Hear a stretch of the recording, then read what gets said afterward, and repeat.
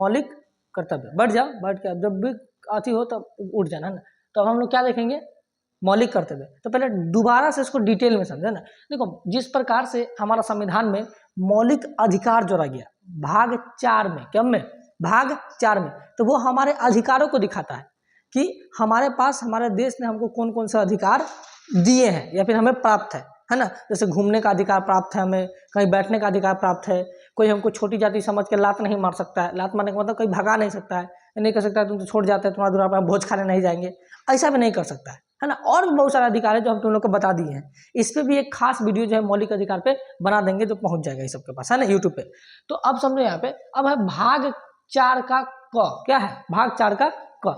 सरकार ने कहा कि देखो हमने मौलिक अधिकार तो दे दिए, क्या दे दिए, मौलिक अधिकार, लेकिन हमने लोगों को कर्तव्य नहीं बताया कि हमने कि लोगों के पास कर्तव्य क्या होना चाहिए, है कि नहीं। जैसे हमारे देश में हमको अधिकार तो पता है, लेकिन विडंबना इस बात की है कि ना अधिकार पता है ना कर्तव्य पता। लोगों को क्या सही से अपना अधिकार पता है, नहीं पता है। क्या लोगों को सही से मौलिक कर्तव्य पता है, नहीं पता है। यानी कि हमारा कर्तव्य क्या है, एज अ देश के नागरिक हमको क्या सिर्फ जनसंख्या में नाम देना है कि सिर्फ वोट डालना है। वोट डालना हमारा मौलिक कर्तव्य है भी नहीं। वोट डालना, लोगों कहता है वोट डालना, वोट डालना मौलिक कर्तव्य भी नहीं है कि नहीं है, बता। तो हम लोग क्या इस काम में आएंगे कि जनसंख्या बढ़ाएंगे, चाहे जो है कि क्या करेंगे, वोट डालेंगे, नहीं। हमारा अपना मौलिक कर्तव्य क्या है। तुम देश के नागरिक हो, भारत के नागरिक हो, तो आप भारत के लिए क्या कर रहे हैं, आप भारत के लिए क्या कर सकते हैं, मोस्ट इंपोर्टेंट चीज यहाँ पे आता है कि नहीं है। तो उसी चीज को इसमें मेंशन किया गया। तो याद रखिएगा मौलिक कर्तव्य जो भाग 4 के कम है ना। और इसमें अनुच्छेद जो है वो अनुच्छेद 51 का क है। तो क्वेश्चन पूछा जा चुका है कि कौन से भाग में है, तो भाग 4 का क। अनुच्छेद कौन सा है, तो 51 का क। अब सुनना, एक व्यक्ति का नाम था सरदार स्वर्ण सिंह, क्या नाम था, सरदार स्वर्ण सिंह। उन्होंने एक समिति का गठन किया, सरदार स्वर्ण सिंह समिति, और इस समिति ने सिफारिश किया और कहा कि देश में मौलिक कर्तव्य होना चाहिए, जरूरी है, चाहिए, होना चाहिए कि नहीं होना चाहिए। और इसके तहत 11 कितने मौलिक कर्तव्य जोड़ेगा, 11 मौलिक कर्तव्य जोड़ेगा। बात समझ में आ गया ना। कब, तो 1976 में। कब जोड़ा गया, 1976 में संशोधन कमा किया गया था, 42वां संशोधन कमा किया गया था, 42वां संशोधन। देखो जिसमें भी क लगा रहा है या क लगा रहा है ना, तो समझ जाना वो संविधान में बाद में जोड़ा गया। हमारा मूल संविधान में कैसे जोड़ा गया है, सुना होगा क ख ग, है ना। तो जो भी क ख आ जाएगा या फिर ABCD आ जाएगा, मतलब वो हमारे संविधान में। तो ये कब जोड़ा गया, 1900, जबकि याद करो संविधान तो 1950 में ही बन गया था। तो ये जोड़ा कब गया था, मतलब बाद में जोड़ा गया। कैमा संशोधन किया गया था। अब संशोधन का मतलब क्या होता है, बहुत सिंपल होता है। संशोधन का मतलब होता है कि किसी कानून को अगर हमको बदलना होगा ना, तो उसमें करेंगे क्या, हम संशोधन। तो बोलेगा संशोधन का मतलब क्या होता है, कानून को बदलना ही क्या कहलाता है, संशोधन। तो इसमें कानून को बदल दिया कि नहीं बदल दिया, या फिर कानून में कोई चीज ऐड करना है, बदलना है, निकालना है, सबके लिए क्या करना पड़ता है, संशोधन। तो 11 नहीं जोड़ा गया था, उस समय 10 जोड़ा गया था। कितना जोड़ा गया था, तो हमारे कितने मौलिक कर्तव्य थे, 10। और बहुत दिन तक, लगभग 20 साल तक हमारे 10 ही मौलिक कर्तव्य रह गए। उसके बाद में जो है कि कहा गया कि नहीं एक और मौलिक कर्तव्य जोड़ा जाना चाहिए। जब इस समय मौलिक कर्तव्य जोड़ा गया, तो इंदिरा गांधी जो थी हमारे देश की क्या थी, प्रधानमंत्री। तो उसके बाद कहा गया कि नहीं 86वां संशोधन हुआ, क्या हुआ, 86वां। और 86वां संशोधन 2002 में एक और अधिकार जोड़ दिया गया, कर्तव्य जोड़ दिया गया। इसका नाम था 6 से 14 वर्ष के बच्चों को फ्री शिक्षा, और ये 11वां था और अंतिम, है कि नहीं है। तो यानी कि अभी देखना कि सरकारी स्कूल में जो 6 से 14 वर्ष के बच्चे होते हैं, उनको पढ़ाई का कोई पैसा नहीं लेता है, किताब का कोई पैसा, खाना का कोई पैसा नहीं। लेकिन जैसे ही तुम देखना 8वां से 9th में एंटर करोगे, किताब तुम अपना से किनो, खाना मिलना बंद हो जाएगा स्कूल से, ये सब चीज होता है। तो कभी सोचिए कि आखिर ऐसा क्यों होता है, क्योंकि हमारे मौलिक कर्तव्य में यही लिखा है, चाहे हमारे मौलिक अधिकार में भी यही लिखा है कि कितने वर्ष से बच्चों को, 6 वर्ष से 14 वर्ष के बच्चों को क्या मिलेगा, फ्री शिक्षा। और मेनली जो 14 वर्ष के बच्चे होते हैं वो लगभग 8वां में ही तक ही रहते हैं। 6 से 14 वर्ष के कहाँ में रहते हैं, 8वां तक रहते हैं। बात समझ में आ गया कि नहीं आ गया, कोई दिक्कत है किसी को, नहीं। तो अब जो है हम लोग पढ़ते हैं हमारे 11 मौलिक कर्तव्य, यानी कि हम देश में रह रहे हैं, भारत देश में रह रहे हैं, तो इस देश के प्रति हमारा एक व्यक्ति होकर के, एक नागरिक होकर के क्या जिम्मेदारी बनता है। और ये जिम्मेदारी जो है कि सबको पता होना चाहिए, है कि नहीं है। गांव के बहुत सारे ऐसे बच्चे हैं जिनको मौलिक कर्तव्य पता नहीं होता है, जबकि मौलिक कर्तव्य हम बता दें कि हमारे जो बिहार बोर्ड के सिलेबस है उसका 9th में विवरण किया गया, 9th क्लास में। और जबकि बच्चे जो है कि इंटर में चले जाते हैं, BA में चले जाते हैं, ग्रेजुएशन में रहते हैं, फिर भी उनको जो है कि पता नहीं रहता है क्या है मौलिक कर्तव्य क्या क्या है। तो आज हम लोग देखेंगे मौलिक कर्तव्य, और ये सबके लिए जरूरी है। हम ये नहीं कह रहे कि सिर्फ 9th से जरूरी है, हम ये कह रहे हैं कि हर व्यक्ति के लिए। इससे सवाल भी पूछे जाते हैं, और सवाल के साथ साथ ये इसलिए भी जरूरी है कि हम देश में रहते हैं, तो देश में हमारा मौलिक कर्तव्य क्या होगा, है ना। तो शुरू करते हैं। ये 7वां के लिए भी जरूरी है, 8वां के लिए भी जरूरी है, 9th के लिए भी, 10th के लिए भी, इंटर के लिए भी, है कि नहीं है। उसके बाद ग्रेजुएशन के लिए भी, जो खासकर 8 से होता है यानी कि BA से होता है उनके लिए, है कि नहीं। इंटर में भी जो 8 से होता है उनके लिए, और जो भी बड़े कंपटीशन के एग्जाम है सब के लिए जरूरी है, चाहे BPSC हो, UPSC हो, SSC हो, सब के लिए क्या है ये जरूरी। इससे एक सवाल जो है कि पूछा जाता है। अब हम शुरू करते हैं। पहला जो हमारा मौलिक कर्तव्य है वह प्रत्येक नागरिक का यह कर्तव्य होगा कि वह संविधान का पालन करेगा और उसके आदर्शों, संस्थाओं, राष्ट्रध्वज, राष्ट्रगान का आदर करेगा। बात समझ में आया। यानी कि हमको जो है कि राष्ट्रीय संविधान का पालन करना है। किसका पालन करना है? संविधान का उल्लंघन हम बिल्कुल भी नहीं कर सकते। तो किसका पालन करना है? संविधान का। दूसरा, जो राष्ट्रीय संस्था है, जो राष्ट्रीय संस्था है ना, उसका पालन करना है। दूसरा, राष्ट्रीय ध्वज यानी कि हमारा झंडा, उसका सम्मान करना है। और राष्ट्रीय गान, किसका? गान, जो हमारा राष्ट्रीय गान है उसका क्या करना है? सम्मान करना है। मतलब हम जो है कि अपने राष्ट्रीय गान, राष्ट्रीय ध्वज और संविधान, इसका क्या करना है? सम्मान करना है। जैसे ही इसका हम उल्लंघन करना शुरू कर देंगे तो फिर ये मेरे कर्तव्य के खिलाफ हो गया। यानी कि हम राष्ट्रीय क्या नहीं कर सकते हैं, इसका मतलब अथी नहीं कर सकते। क्या नहीं कर सकते हैं? उल्लंघन नहीं कर सकते। यानी कि अगर राष्ट्रीय गान बज रहा है तो हमको खड़ा होना ही पड़ेगा उसके सम्मान में। ये नहीं कि राष्ट्रीय गान बैठला में ही हंस रहे, देख रहे, जूता पहन के खड़े, राष्ट्रीय गान है, तो ये उसका अपमान है कि नहीं। बहुत सारे लोग हम ऐसे देखे हैं कि जब जो है कि गणतंत्र दिवस पर या फिर स्वतंत्र दिवस पर जो होता है कि जब झंडा फहराया जाता है तो उस समय बहुत सारे लोग जो मानते हैं इस बातों को कि हमारे लिए देश जरूरी है, वो उसके सम्मान में प्रॉपर खड़े रहते हैं। लेकिन बहुत सारे हम ऐसे लोगों को देखे जो एकदम कुर्सी पर ऐसे बैठे रहते हैं कि भाई तुम क्या हो जी, तुम कोई प्रधानमंत्री हो। अब प्रधानमंत्री का भी इतना औकात नहीं है कि वो क्या हो, जब राष्ट्रीय गान चल रहा हो तो जो है कि बैठ सके यहाँ पे। राष्ट्रपति का औकात नहीं कि बैठ सके, है कि नहीं। आज तुम एक नॉर्मल इंसान होकर के राष्ट्रीय गान का जो है कि सम्मान नहीं कर रहे हो, झंडा के समय में खड़े नहीं हो रहे, तो ये एकदम बहुत ही गलत बात है। अगर कभी भी आपका सामने राष्ट्रीय गान बजे, चाहे फोन में ही बज रहा हो, आपको उस समय खड़ा होना पड़ेगा। अगर फोन में कभी कभी रील चलाते देखना राष्ट्रीय गान को डाल देता है, तो जब वो डाल दिया राष्ट्रीय गान, अगर वो बज गया तो ही नहीं कि हम सुतल है ऐसे रील उड़ा दिए, राष्ट्रीय गान तो था। राष्ट्रीय गान तो था नहीं, बहुत बड़ा चीज़ है राष्ट्रीय गान।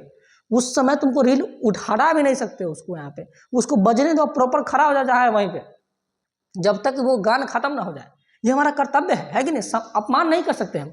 राष्ट्रीय ध्वज का अपमान नहीं कर सकते, ध्वज का झंडा, ये जो हमारा झंडा है इसका अपमान नहीं कर, ये नहीं कि उल्टा फहरा दिए या फिर इस झंडा से ऊपर कोई और झंडा फहरा दिए, नहीं, बिल्कुल नहीं कर सकते। सबसे ऊपर जो होना चाहिए, ऊंचा जो होना चाहिए, कौन सा झंडा होना चाहिए? हमारा जो तिरंगा होना चाहिए। उसके बाद ही कोई झंडा लगाओ।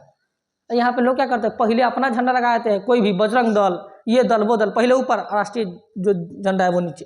ये बिल्कुल नहीं होना चाहिए, ऐसा है कि नहीं। ये एकदम नहीं होता। पहले आप लगाइए क्या, तिरंगा के ऊपर, उसके बाद आपको जितना झंडा लगाइए ना, उससे मतलब तिरंगा सबसे ऊपर होना चाहिए। उसका अपमान आप नहीं कर सकते। ये नहीं उल्टा फहरा दिए, हरियर रंग ऊपर केसरिया नीचे, ऐसा भी नहीं कर सकते हैं।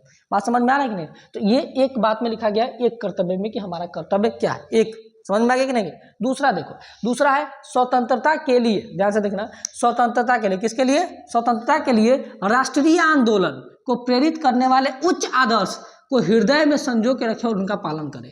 यानी कि जो हमारा राष्ट्रीय आंदोलन हुआ था, याद कीजिए, महात्मा गांधी, है ना, सुभाष चंद्र बोस, भगत सिंह, अंबेडकर साहब, ये सब ने जो काम किया था देश के लिए, जो आंदोलन के लिए जो आंदोलन किया था, जो क्रांतियाँ किया था, उन सब का क्या करना है? सम्मान करना है। क्या करना है?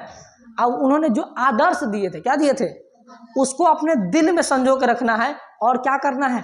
उसको पालन। जैसे बोले कि सर क्या आदर्श दिए थे, तो याद करो, महात्मा गांधी ने कहा था अहिंसा परमो धर्म।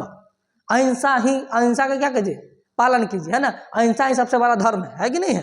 तो उन्होंने इस बात को कहा था, तो मतलब हम किसका पालन करेंगे?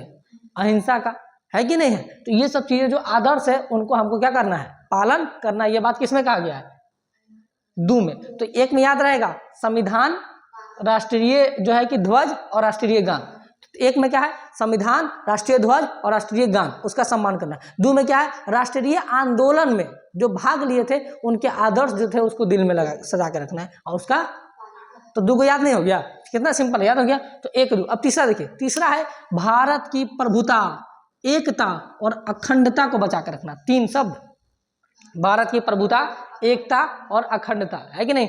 यानी कि जो भारत की प्रभुता है, जो संप्रभुता है, संप्रभु है जो भारत हमारा राष्ट्र, उसको बचा के रखना है। एकता, जो हमारे देश में एकता है, हिंदू मुस्लिम में, है ना, सिख ईसाई में, हमारे देश में बहुत सारे धर्म है ना, उस सारे धर्मों में जो है एकता है, सब लोग मिलजुल के एक साथ रहते हैं। तो उन्होंने कहा कि एकता को बना के रखना, तोड़ना, हमारी अखंडता को बना के रखना है। यानी कि कोई ऐसा व्यक्ति नहीं कहेगा कि हम जो हमारा बिहार है, बिहार को मेरा अलग कर दो, हम अलग राष्ट्र बनेंगे, नहीं, ये अखंडता मेरा टूट गया। तो इससे अखंड का मतलब टूटना, खंड का मतलब टूट गया, लेकिन अखंड का मतलब टूटना। हमारा भी अखंड भारत हुआ करता था, है कि नहीं है, जिसमें पाकिस्तान शामिल था, अफगानिस्तान शामिल था, म्यांमार तक शामिल था, है कि नहीं है, समझ में आ रहा है कि नहीं, जो है बांग्लादेश शामिल था, ये सारे देश हमारे देश में शामिल थे, और इसको कहा गया अखंड भारत। लेकिन धीरे धीरे क्या हो गया, टूट गया, तो यानी कि खंड खंड हो गया। तो उसने कहा कि ना ना ना ना, अब हमारा देश का खंड नहीं होना चाहिए, और क्या रहना चाहिए, हमारा देश अखंड रहना चाहिए। बात समझ में आ रहा है कि नहीं, तो क्या रहना चाहिए, अखंड। तो इसकी रक्षा करना है किसको, हम ही को करना है, यानी कि हमारे देश के जितने नागरिक है सबको करना। हमारा कहने का मतलब, हम कहने का मतलब देश के सारे नागरिक, है कि नहीं है। तो क्या पहला समझ में आ गया, कर्तव्य, दूसरा कर्तव्य और तीसरा कर्तव्य, देश की एकता, प्रभुता और अखंडता को एकदम जो है कि ठीक ठीक रखना है पूरा। देखो तीसरा है देश की रक्षा करना, देखना है क्या करना है, देश की रक्षा, किसी भी हालत में किसकी रक्षा करना है। अगर देश की रक्षा करते अगर मेरा जान चला जाए कोई बात दे दो, है कि नहीं, लेकिन किसकी रक्षा होनी चाहिए, देश की। देश की रक्षा करने के लिए जब उतने बड़े बड़े व्यक्तियों ने अपनी जान दी, तो खैर हम तो कौन सा बड़े व्यक्ति है कि नहीं, कोई बड़े व्यक्ति वहाँ पे नहीं, तो किसके लिए गिरना, देश के लिए। खुदीराम बोस, नाम पता नहीं सुना कि नहीं सुना तुम लोग, खुदीराम बोस। खुदीराम बोस ज़्यादा उम्र के नहीं थे, 14-15 साल के थे वो मुश्किल से। खुदीराम बोस जो है कि एक मुजफ्फरपुर, अपने ही क्षेत्र का बात करें, मुजफ्फरपुर का एक जज था जिसका नाम था किंग्सफोर्ड, क्या नाम था, वो जज नहीं जल्लाद था। भारतीयों को सजा इतना सुनाता था, इतना मत पूछो कि क्या हम बोले तुमको। कोई भारतीय गुनहगार का गुनाह करता था ना, तो मान लो कि कोई चोरी किया, तो चोरी किया तो भाई नॉर्मल सी सजा देनी चाहिए उसको, 1 साल की सजा। तो जो कहता था चोरी किया है, भारतीय है, एक काम करो उसको 10 साल की सजा दे दो। मतलब इतना जो है कि ज़्यादा सजा देता था भारतीयों को। एक दिन जो है कि प्लान बना लिए 2 व्यक्ति, खुदीराम बोस और एगो प्रफुल्ल चाकी, 2 व्यक्ति। उन्होंने कहा कि जज जो है ना बहुत जो है कि दिक्कत कर रहा है, एक काम करो इसको उड़ा दो। 2-3 दिन से जो है कि उसको गाड़ी को तिकला रहे थे जज के, कि इस रास्ते से इसका गाड़िया जा रहा है। उसके बाद जज है कोई छोटा मोटा आदमी, तो ये वो गाड़ी जाएगा उसके साथ, गाड़ी का काफिला चलेगा उसके साथ। तो उसने देखा 2-3 दिन से टिकला रहे थे, कौन गाड़ी में बैठ रहा है, वो है गाड़ियों में बैठ रहा है। तिकला थे, तिकला के उसी गाड़ी पे मारे बम, समझ में आया कि नहीं है, गाड़ी बम से उड़ गया। बात समझ में आ गया। तब तक पता चला कि पिछला गाड़ी से निकल रहा है किंग्सफोर्ड, जा हमारी बेटी अभी भी उधिया गई, मतलब उसकी बेटी अभी भी मर गई वहाँ पे।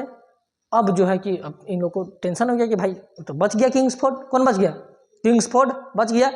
प्रफुल्ल चाकी जो थे बहुत सेंसिटिव आदमी थे, उसकी जो बीबी थी ना वो बहुत अच्छी थी, है ना, वो जो है कि हमेशा प्रॉपर जेल में जाती थी, कैदियों का हाल चाल पूछती थी, आप ठीक है कि नहीं ठीक है, सजा उजा कम करवाती थी। तो प्रफुल्ल चाकी ने आत्महत्या कर लिया, अपने खुद से आत्महत्या कर लिया। अब इसलिए आत्महत्या नहीं किया है कि किंग्सफोर्ड बच गया हमको मार देगा, इतने निडर तो नहीं थे हमारे क्रांतिकारी।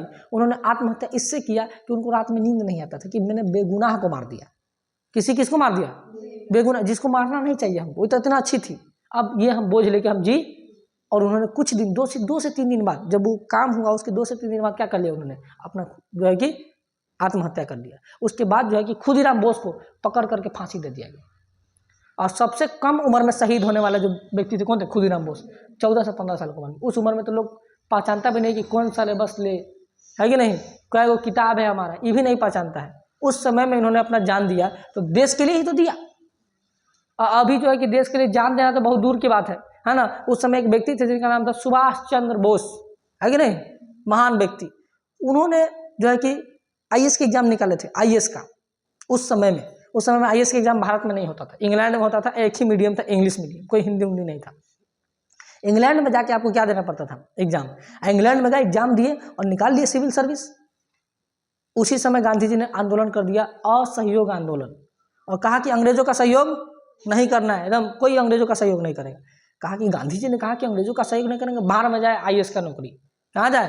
कहा कि इंग्लैंड तुम्हारे अंडर में हम काम नहीं करेंगे, लो आईएएस रिजाइन मारते, भाग रिजाइन मार दिया वो आईएएस का नौकरी से। सोच के देखो, किसके लिए? देश के लिए। और आज कौन है कि वार्ड का पद छोड़िएगा, क्या भागो, एक वार्ड का पद ना छोड़ेगा। सबसे छोटा पद होता है ना वार्ड का, मुखिया अति में, मतलब क्या बोलते हैं उसको जी, न्यायपालिका, कार्यपालिका और विधायिका। तो विधायिका में सबसे छोटा पद होता है वार्ड और सबसे बड़ा पद होता है प्रधानमंत्री।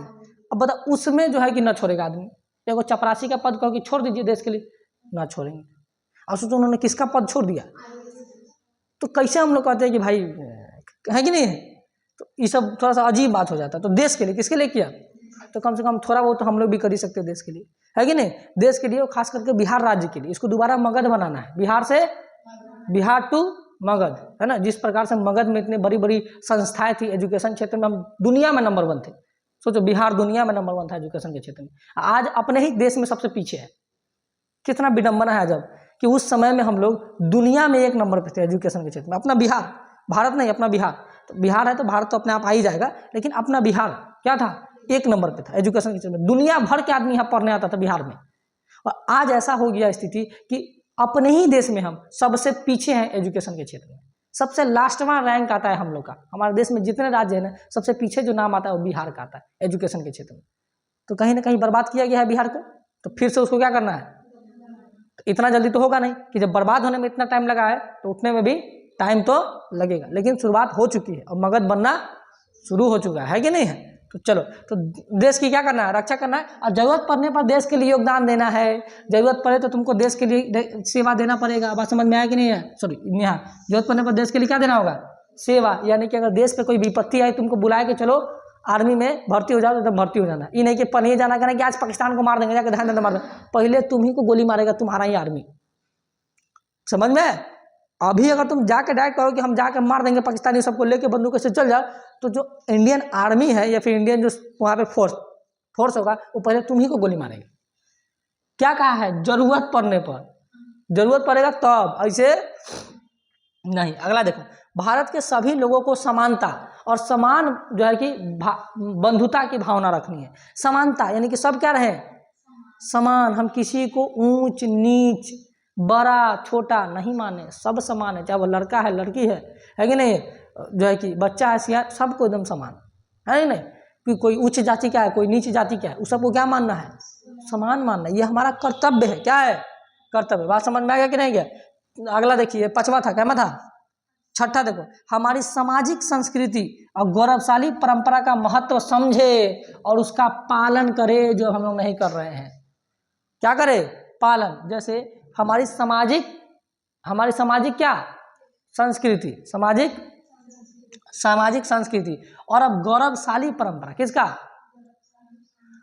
महत्व समझे। जैसे मान लो कि हमारी संस्कृति है, बहुत दुनिया में सबसे फेमस संस्कृति हमारी संस्कृति है और सबसे बेस्ट संस्कृति हमारी संस्कृति है, लेकिन हम उसको भुला रहे हैं और वेस्टर्न संस्कृति को अपना रहे हैं। वेस्टर्न माने पश्चिमी सभ्यता, पश्चिमी माने अमेरिका का, यूरोप का, ये सब का अपना रहे हैं। हम लोग का नहीं था संस्कृति की जो है कि लड़की सब टी शर्ट पहने। हम लोग का संस्कृति बिल्कुल भी नहीं था कि लड़की सब जीन्स पहने, लेकिन हम लोग किसका अपना है, वेस्टर्न का, है कि नहीं। ये बिल्कुल भी नहीं था। और भी बहुत सारा ऐसा चीज़ जो हम लोग की सभ्यता में नहीं थी, जहाँ हम लोग किससे लेके आए, वेस्टर्न से। हमारी सभ्यता में ये नहीं था कि हम एक बार शादी करें तो तुरंत 2 साल बाद तलाक दे दे, ये बिल्कुल भी नहीं था। हमारी शादी तो ऐसी होती थी, हमारी संस्कृति में अभी भी होती है कि एक बार शादी हुई, एक बार नहीं 7 जन्मों के लिए शादी हो जाता था, कि 7 जन्म के लिए 7 फेरे हो गए, 7 जन्म के लिए वही तुम्हारा पति है। पहले तो देखो मत किसी को, है कि नहीं। लेकिन ये सब और भी बहुत सारा संस्कृति। तो क्या अभी गाँव में एक जो है कि दुर्गा पूजा आता है तो लोग झिझिया उझिया खेलता है कि नहीं, वो संस्कृति है हमारी, क्या है। लेकिन देखना आज के समय की जो लड़कियां बन रही हैं, वो सब करें कि क्या झिझिया, छोट मोट चीज़, वाट इज दिस, सब हम नहीं खेलेंगे, ये सब बेकार चीज़ है, ये सब हम तो बड़े घर के लड़की, हम ही सब खेलेंगे, नामे खराब हो। ये हमारी संस्कृति का महत्व नहीं समझ रहे हैं। और देखना आने वाले समय में हम तो इस बार देखे हैं तो बहुत ही कम, मतलब रेयर ही हमको मिला है कि कुछ वैसे जो है कि लोग जो है कि महिला सब मिलके खेल रही है कि नहीं है, बहुत कम। और देखना आने वाला 10 साल में शायद ये गायब हो जाए, विलुप्त हो जाए, लोग को याद भी नहीं रहे। आने वाली जो हमारी संतानें होगी उसको याद भी नहीं रहेगा कि जो नवरात्रि आता है, जो दुर्गा पूजा आता है, उस दुर्गा पूजा में एक झिझिया नामक जो एक छोटी सी प्रथा होती थी, वो जो है कि महिला सब खेलती थी, वो याद भी नहीं रहेगा, उसको पता भी नहीं कैसा कुछ होता था क्या। नहीं, उसको याद भी नहीं रहेगा। क्यों? क्योंकि समाप्त हो जाएगा। और ये समाप्त कौन कर रहा है? हम लोग खुद से कर रहे हैं, क्योंकि महत्व हम लोग नहीं समझ रहे हैं। इसी में लिखा गया है कि कर्तव्य है हमारा कि हमारी संस्कृति का महत्व समझे, क्योंकि हमारी संस्कृति कोई छोटा मोटा नहीं, गौरवशाली संस्कृति है दुनिया में, है कि नहीं है? और उसका क्या करेंगे? पालन करेंगे। ये कर्तव्य है हमारा। देखो कितना कर्तव्य बढ़िया बढ़िया दिया है हमारा, है कि नहीं? लेकिन लोगों को पता नहीं कर्तव्य क्या है। और कर्तव्य देखो कहना है 7वां, प्राकृतिक पर्यावरण। देखो हमारा देश कितना मस्त है, प्राकृतिक पर्यावरण की रक्षा करें। हम लोग ये भी नहीं कर रहे हैं कि पेड़ काट दो, हम ये भी नहीं कर रहे हैं कि प्रदूषण फैला दो, हम लोग कह रहे हैं प्राकृतिक पर्यावरण की रक्षा करो। तो क्या सर पेड़ नहीं काटेंगे तो ये बोर्डवा कहाँ से बनेगा जिस पर पढ़ा रहे हैं आप? स्टेजवा कहाँ से बनेगा जिस पर खड़े हैं आप? ठीक है, जरूरी है पेड़ काटना, लेकिन जितना पेड़ हम काटेंगे कम से कम उतना पेड़ तो लगा भी दे, है कि नहीं? क्या करें? लगा भी दे। अब बोलोगे सर हर जगह पेड़े लग जाएगा। देखो खखोरने वाला आदमी की कमी नहीं है, जान से खखोरेगा तुमको। कहेगा जब हर जगह पेड़ लगा दीजिएगा तो जो है कि घर कहाँ बनेगा, सड़क कहाँ से निकलेगा, ट्रेन के पटरी कहाँ से बिछेगा, है कंपनी कहाँ बैठेगा? हर जगह पेड़ लगा दीजिएगा। तो पेड़ लगाने का मतलब है उसका क्षेत्र निर्धारित करे ना। सरकार क्या करे? क्षेत्र निर्धारित करे कि ये जो क्षेत्र है वो रिजर्व है सिर्फ पेड़ पौधे के लिए। किसके लिए? और यहाँ पे सिर्फ पेड़ पौधे रहेंगे, हरे भरे जंगल रहेंगे। अब बाकी ये क्षेत्र जो है इंडस्ट्रीज के लिए, ये सड़क बनाइए, इधर से घर बनाइए, है कि नहीं है? लेकिन खखोरने वाला खखोरेगा उसको। सड़क जो है कि रोड है, रोड के साइड साइड आप सड़क का जो है कि सड़क के साइड साइड आप पेड़ लगा दीजिए, छाँव का छाँव हो जाएगा, अब जो है कि प्रदूषण का प्रदूषण कम हो जाएगा। तो लगता है कि नहीं लगता? सड़क के साइड देखते हैं, सड़क के साइड साइड क्या लगा रहता है? पेड़। तो ये करना है हमारा। देख रहे कितना अच्छा है हमारा प्राकृतिक पर्यावरण की रक्षा करना। ये नहीं कि प्रदूषण इतना कचरा ले जाके दूरा पे फेंक दिए, इतना कचरा ले जाके इन्हें लगा दिए, घूर फूक दिए इतना बड़का कि पता चले कि वायु प्रदूषण पूरा भयानक हो गया। ये सब नहीं करना, कोशिश करना है जितना कम से कम हम लोग करें। देखो प्रदूषण तो होगा, हम उसको रोक नहीं सकते हैं, लेकिन इतना कर सकते हैं कि हम कमी कर सकते हैं उसमें, है कि नहीं?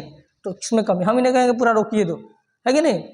कर सकते हैं, है कि नहीं? कम कर सकते हैं। अगला देखो लिखा है वैज्ञानिक दृष्टिकोण को बढ़ावा दे। देख रहे हैं हर चीज में कह रहा है वैज्ञानिक दृष्टिकोण, यानी कि हमारा जो समाज में साइंटिस्ट लोग हैं, जो वैज्ञानिक दृष्टि जो साइंस है उसको आगे ले जाने का काम करें हम लोग। पीछे नहीं कि पता चले कि इस सब में आगे हो रहे हैं, योगदान देना, साइंस में पीछे होते चले जा रहे हैं। साइंस में पीछे नहीं होना है कि नहीं? साइंस में भी आगे जाना है, ये कर्तव्य है हमारा, है कि नहीं है? अगला है सार्वजनिक संपत्ति की सुरक्षा करें, और हम लोग करते ही नहीं है। सार्वजनिक संपत्ति का मतलब सरकारी संपत्ति। कौन सा संपत्ति? हम लोग कुछ होता है आंदोलन करते हैं तो जाके रेल जला देते हैं, ट्रेन जला दिए हम इस बार, बहुत अच्छा किए हैं। जाके प्रदूषण को करते हैं, कहते हैं कि बस जला देंगे, बहुत अच्छा किए हैं। हम लोग करते हैं हड़ताल करते हैं, जाके हाईवे जाम कर देते हैं, हाईवे जाम किए हैं। एती लेके कोई झंडा थमाते हैं, कहते हैं कि जब हाईवे जाम कर देंगे। अरे चोट्टा, हाईवे जब तुम जाम किया है, तुमको आंदोलन करने से रोका कौन? करो ना आंदोलन, तुम विरोध करो, आंदोलन करो, देश में है तुम्हारा, जो करना है करो, लेकिन कम से कम हाईवे पे तो मत करो। इधर हाईवे पर आंदोलन करने लगता है, आंदोलन है हाईवे पर। अरे चोट्टा, जब आंदोलन तुम हाईवे पर कर रहे हो, सोचो कितना गाड़ी उसमें बाधित होगा, कितना लोग को परेशानी का सामना करना पड़ेगा, और उससे भारत को कितना नुकसान होगा। जो चीज, जो मान लो कि बहुत सारा जो है सामान जो है कि हाईवे पर न जाने लाखों गाड़ियां चलती हैं एक बार में, वो सारा रुक जाएगा ना। जो काम एक दिन में होने वाला था वो काम रुक जाएगा हमारा एक दिन, और एक दिन हमारा देश पीछे चल जाएगा। ये बात क्यों नहीं सोच रहे हो? एक दिन पीछे जा रहा है। रेल जला देते तो सरकार का क्या जाता है? सरकार कुछ नहीं, सरकार सोचती क्या जला दिया है, तो कहा सरकार सर एगो ट्रेन जला दिया जिसमें जो है कि 4 गो बोगी जल गया है। कहा कितना खर्चा आ रहा है? तो कहेगा सर वही 200 करोड़ रुपया खर्चा आ रहा है। एक काम करो, पेट्रोल का दाम बढ़ा दो, दे लो 200 करोड़ का, उससे 1000 करोड़ निकाल लो जनता से, पेट्रोल का दाम बढ़ा के निकाल लेगा तुमसे। और तुमको क्या लगा कि जा हम तो बहुत अच्छा किए, बस जला दिया। कितना बस जला है? तो कहेगा कि 10 गो बस जला। कितना नुकसान हुआ है? तो वही सर नुकसान हो गया 150 करोड़ का। एक काम करो, जो है कि तेल पे दाम बढ़ा दो, खाने वाले तेल पे, कॉपी पे दाम बढ़ा दो, किताब पे दाम बढ़ा दो, कपड़ा पे दाम बढ़ा दो, देते रहो पैसा। तुम जितना नुकसान करोगे ना उससे ज़्यादा सरकार तुमसे निकालेगी। सरकार को बेवकूफ़ समझते हो तुम लोग? सरकार बेवकूफ़ है?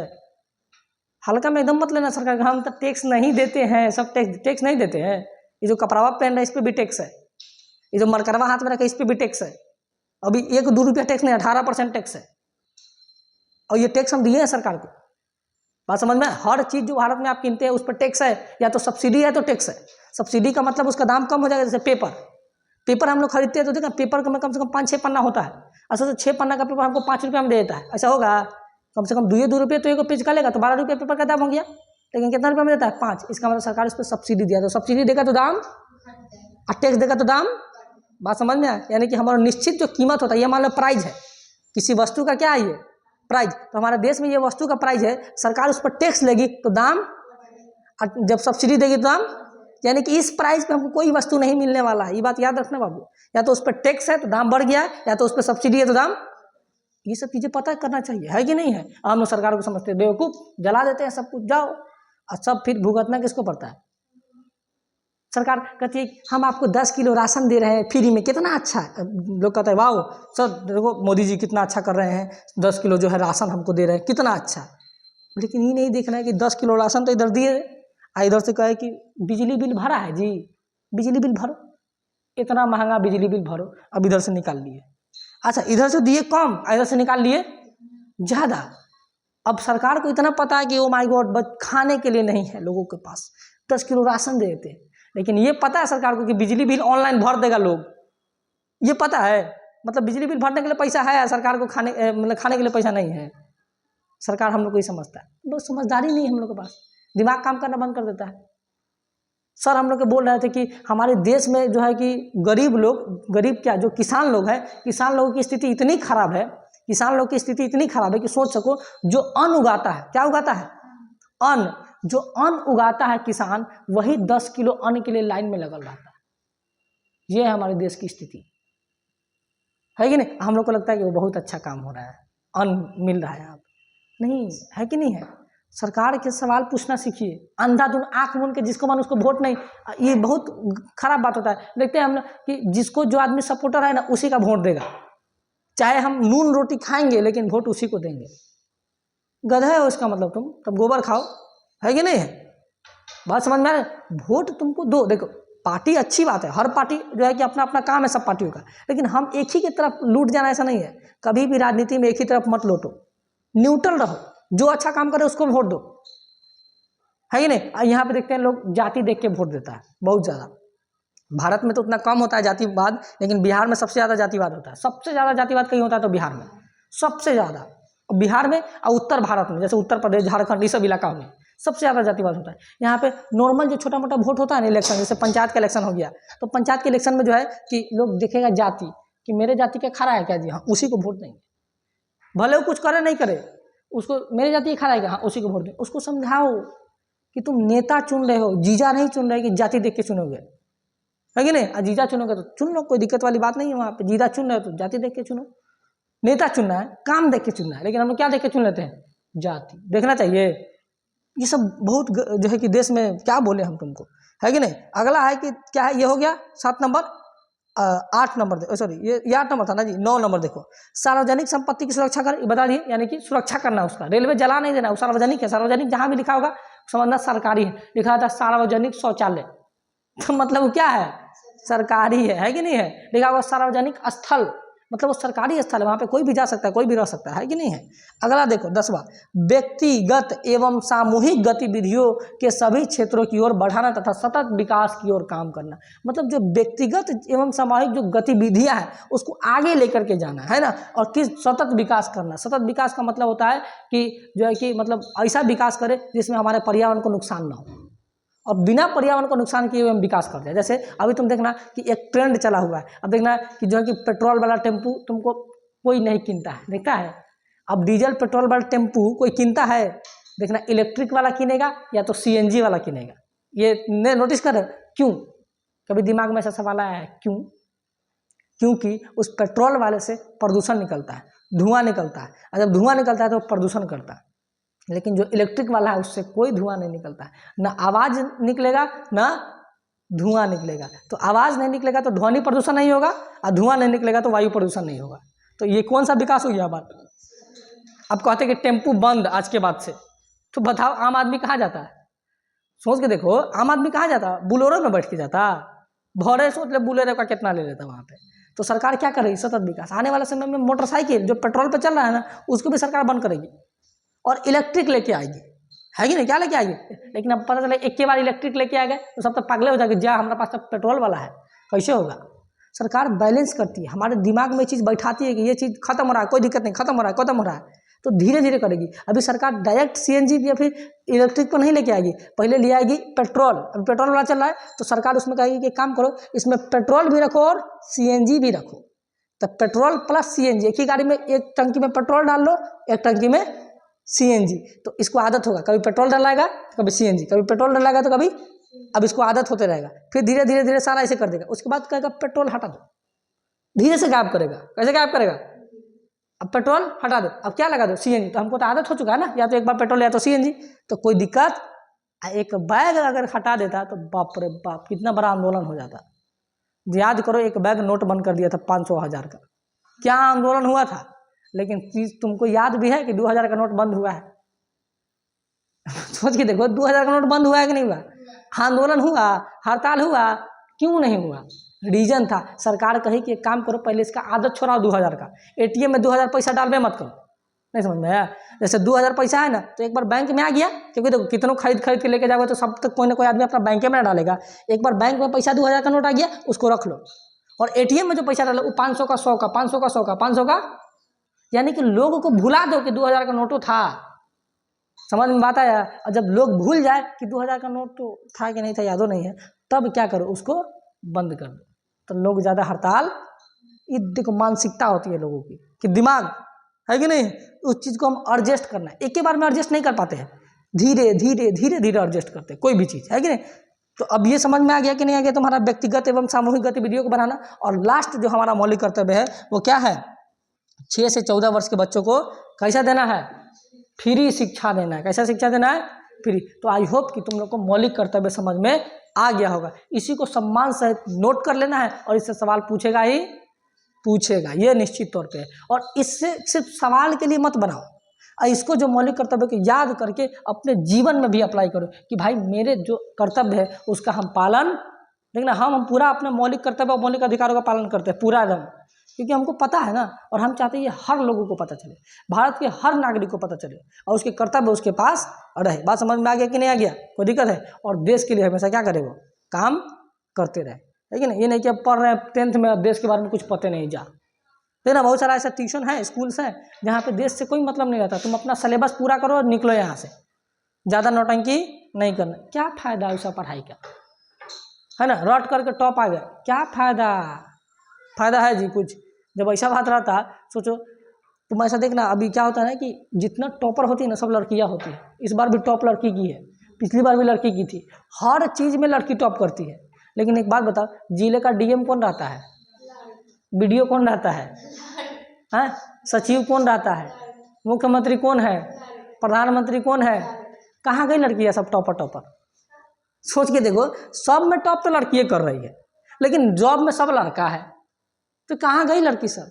इसका मतलब ये है कि नंबर मायने हम शुरू से ही कर रहे हैं, जीवन में कभी नंबर मायने नहीं। समाज का लेकिन अंदर ऐसे बैठा हुआ है कि नंबर है, पढ़े लिखल है, नंबर नहीं है, पढ़े लिखल बिल्कुल भी नहीं है, तुम चौपट है, तुम अनपढ़ है तुम। लेकिन ऐसी बात नहीं है, जिसका ज़्यादा ही नंबर है उसी से पूछो कि तुमको जो सबसे मजबूत टॉपिक कौन है, कहेगा मेरा सबसे मजबूत टॉपिक ये है, इससे वो सवाल बता दो ना, बता पाएगा वो ठीक से। क्यों? रट्टा मार के लिया है, कोई बड़ी चीज़ नहीं है वहाँ पे, है ना। इसलिए समझो, क्या करो, जीवन में काम देगा समझना, और रटना कहीं काम नहीं देगा, है ना। मट्टिके तक रह जाएगा, वो इंटाई तक रह जाएगा, है कि नहीं। हम लोग ऐसा पढ़े जो कहाँ तक जाए, चलता ही जाए पूरा जीवन भर, है कि नहीं है। तो जैसे ये मौलिक कर्तव्य, तो आई होप कि समझ में आ गया कि नहीं गया। तो इतना आनंद देते हैं, तो इसको ऑनलाइन अभी बंद कर दो, और ये वाला इसको क्या कर लो, तुम लोग नोट करके